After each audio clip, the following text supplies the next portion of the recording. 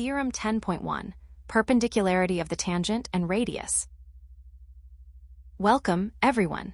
Today, we are going to dive into a very important topic in geometry.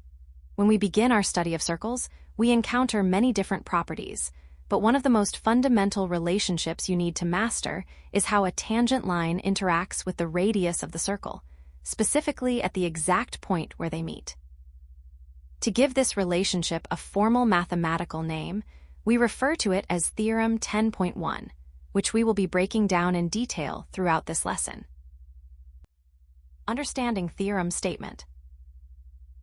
Now that we've introduced the topic, let's take a closer look at the actual statement of the theorem.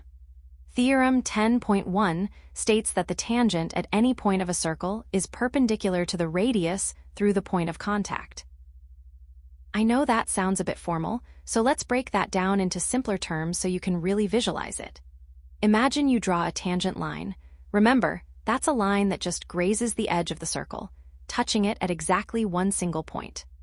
Now, if you draw a radius starting from the center of the circle and ending at that very same point where the line touches, these two lines will meet at a right angle, which is exactly 90 degrees.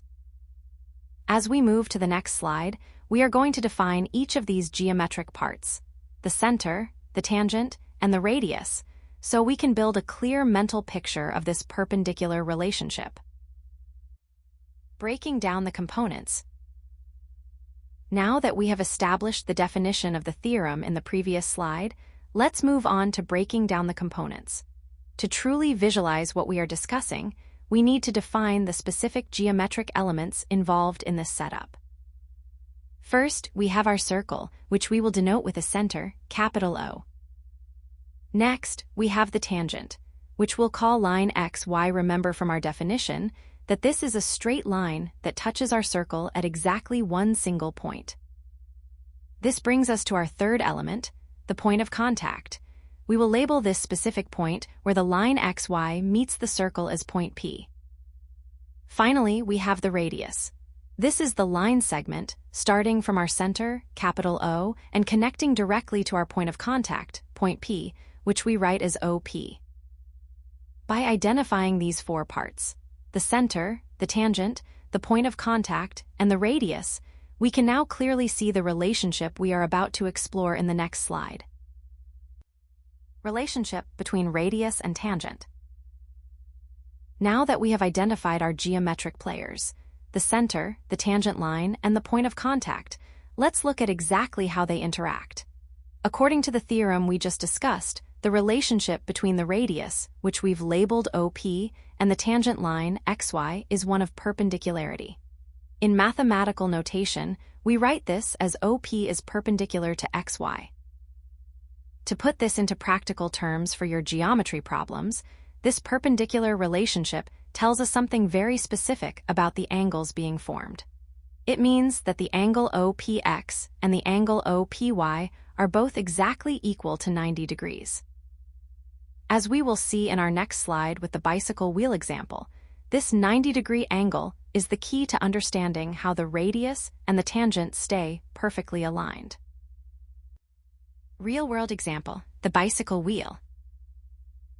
Now, I know that geometric definitions can sometimes feel a bit abstract, so let's step away from the textbook for a moment and look at something you see every day.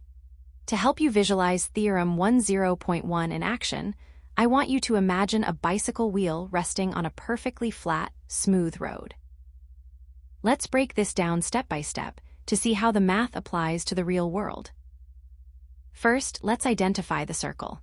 In this scenario, the circular rim of your bicycle wheel represents our circle, with the center of the hub being our center point, O. Next, look at the road itself. Because the road is flat and touches the wheel at exactly one single point at any given moment, the road acts exactly like our tangent line, XY. Now, think about one of the spokes of the wheel, that metal wire connecting the center hub to the outer rim. If we pick the spoke that points straight down to the ground, that spoke represents our radius or the line segment op. Finally, let's look at the relationship between them. Because the road is our tangent and the spoke is our radius at that specific point of contact, the spoke meets the ground at a perfect right angle. This is the perpendicularity we've been discussing. Just think about it. If that spoke weren't at a 90-degree angle to the ground, the wheel wouldn't be sitting properly. It would either be sinking into the pavement or wouldn't be touching the ground at all. This real-world image perfectly illustrates the perpendicular relationship we are about to summarize logically in the next slide.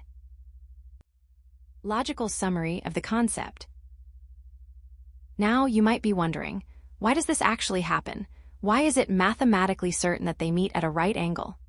Let's step away from the bicycle example for a moment and look at the underlying logic that proves this theorem. First, let's consider the radius line segment OP by definition. This radius represents the shortest possible distance from the center, point O, to the edge of the circle, point P. First, let's consider the radius line segment OP by definition. This radius represents the shortest possible distance from the center, point O, to the edge of the circle, point P.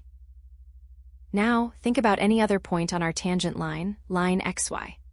Let's pick a random point on that line and call it point Q because the tangent line only touches the circle at that one single point, P. Every other point on that line, like our point Q, must actually lie outside the circle. Because point Q is outside the circle, the distance from the center O to point Q will always be longer than the radius, which is the distance OP. This brings us to a fundamental rule in geometry. The shortest distance from a point, in this case our center O, to a straight line, our tangent XY, is always the perpendicular distance. Since we have already established that the radius OP is the shortest path to that line, we can logically conclude that the radius OP must be perpendicular to the tangent line X. Why this is the mathematical why behind the theorem we've been studying. Key takeaways. First, let's look at the core rule. Always remember, the radius is perpendicular to the tangent at the point of contact. This is the fundamental principle we've been discussing throughout this lesson. Next, let's talk about the angle itself. When you are solving geometry problems, you can rely on the fact that the angle formed between the radius and the tangent at that specific point of contact is always 90 degrees. Finally, let's practice the mathematical notation, as you'll need to use this in your written proofs. If we let O represent the center of the circle and P represent the point of contact on the tangent line XY, we write that OP is perpendicular to XY. Now that we have explored the logic behind why this perpendicularity occurs, let's wrap up the essential points you need to memorize for your exams.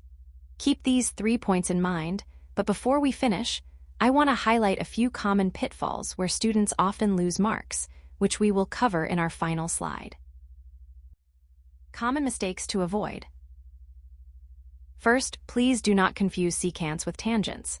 As we discussed in our earlier slides, a tangent touches the circle at exactly one point.